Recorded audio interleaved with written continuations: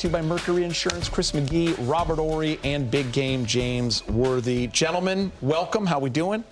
Doing great. Good, man. Yeah, feeling good. Nice winning game one, having a couple days to have fun with that instead of, Yeah, excited, talking ready to about go. loss, right, Rob? Playoffs. Oh, yeah. Yeah.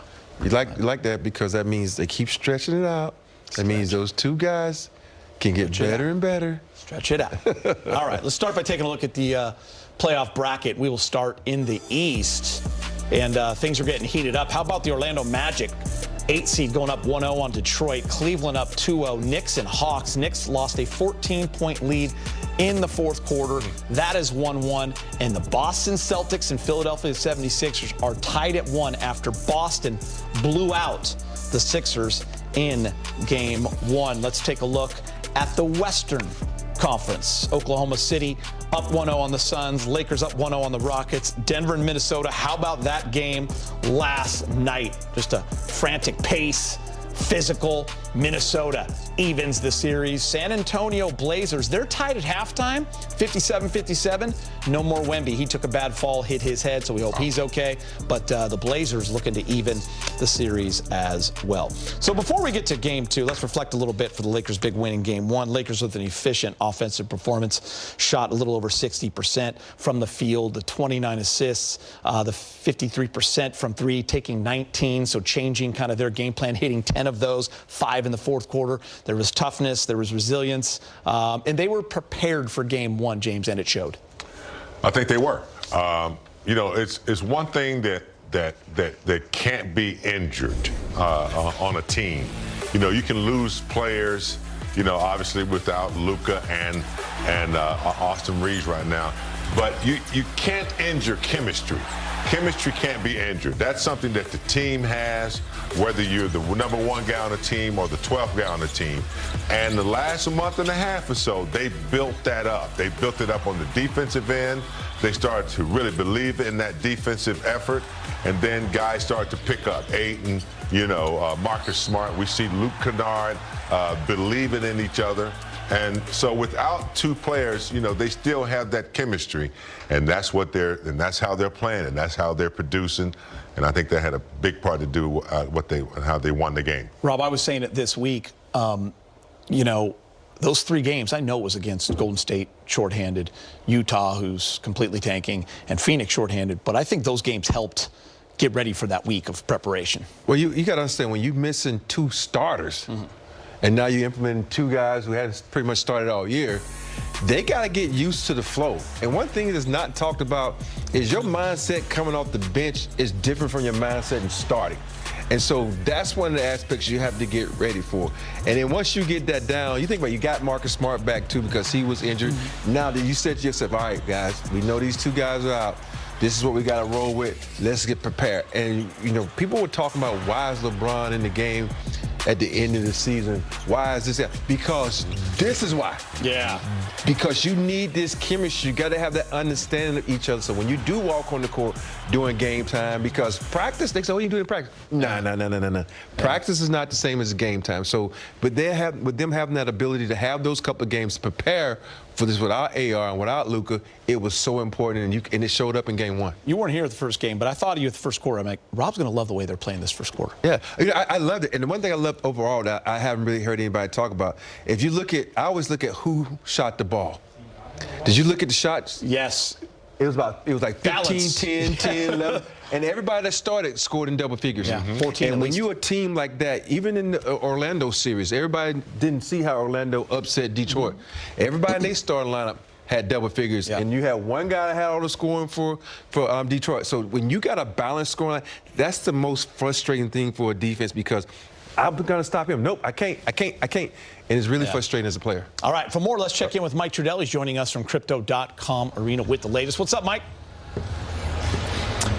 What's happening, guys? Well, first of all, I was thinking of Robert Ory when Luke Kennard hit the 5th 3 in 5 attempts because, of course, no Laker had done that since Robert back in 1997. And I'm like, well, Big Shot, do you even remember that, given all the playoff games that you had? Do you remember the game? Did you win? Did you lose? I was going to look it up as I just thought of this just now. But do you remember that one? Oh, I definitely remember that, because that was in Utah. We actually lost that game, and Dale Harris was a coach, and he was running plays for me, and I was coming off shooting that thing, Mike. I was 7 for 7, dog. I remember that game, too. We lost, but I was, hey, in the back of my mind, I was like, Give my cookies.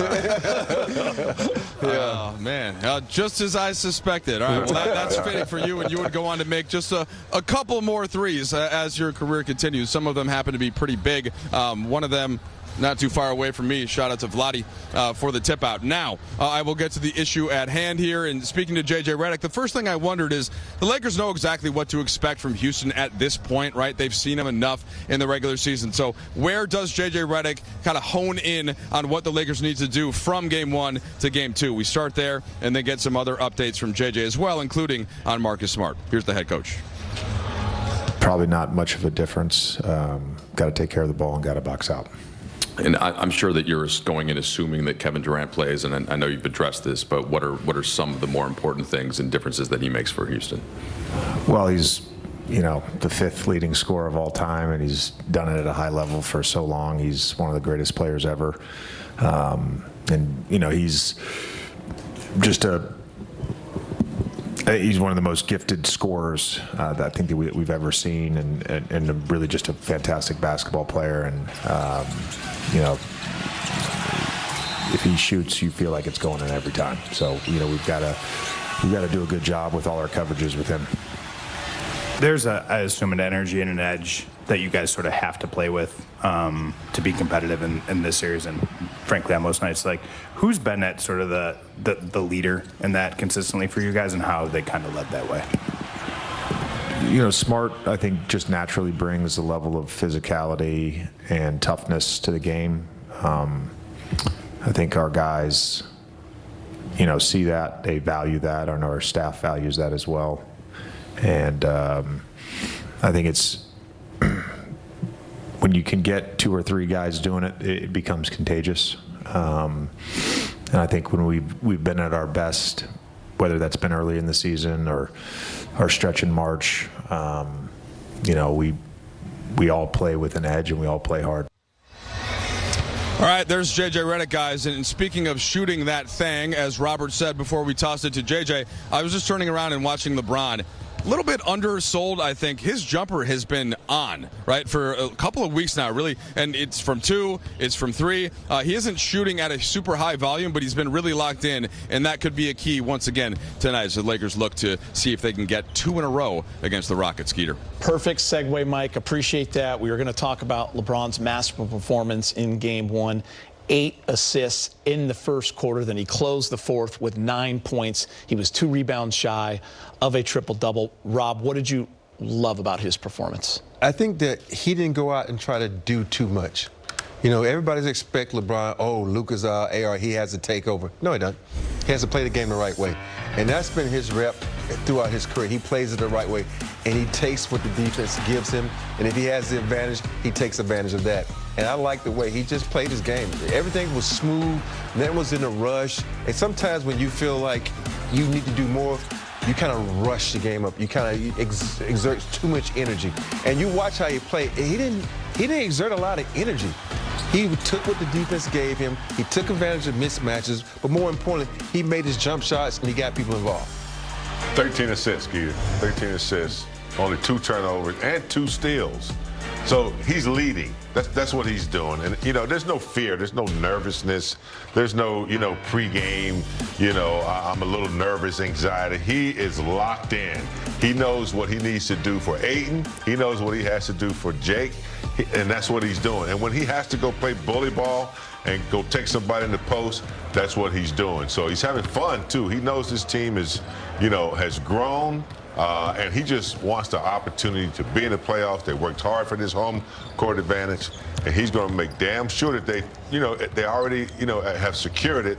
He wants to try to take advantage of that and get another one. They're going to have Durant back tonight, so he's locked in. Yeah, KD is back. That obviously changes the way the Rockets play. Rob, your expectations for this. And plus, by the way, now the big storyline, we were all excited about it coming in. LeBron and KD, once again, for the first time since 2018, going at it in the playoffs. Yeah, I don't think they really have to change anything. You have to be mindful of one more player. And in the playoffs, you're mindful of every player that steps on that floor. You think about the way, Amon Thompson kind of, penetrated it and went to the hold-ons a lot. He was one of those guys that I always worry about because he's a big athletic guy that likes to get to the cup. And AD is, KD is a big athletic guy, but he's not going to get to the cup like an Ahmed. So you just got to hope and pray that he misses these jump shots. But you still keep your defense the same because I know he is a better shooter than other guys, but he still presents the same type of player because the whole Rockets roster, you look at Jabari, you look at Ahmed, you look at Thompson, all these guys are pretty much the same build, 6'8", 6'9", athletic guys who can get to the cup. Without KD, this team was still dangerous. 21, I believe, offensive rebounds, Geeter. And I think they also, the Lakers also had some turnovers, 20 turnovers. So that's a worry for me, and they can't afford to have those numbers again because these guys they go at you, they get to the offensive rebound, they go to the cup. So those are a couple of categories you got to take care of. Otherwise, the way they played, it was pretty good, but they really got to worry about with KD back. They can't make those mistakes. All right, Marcus Smart scored 15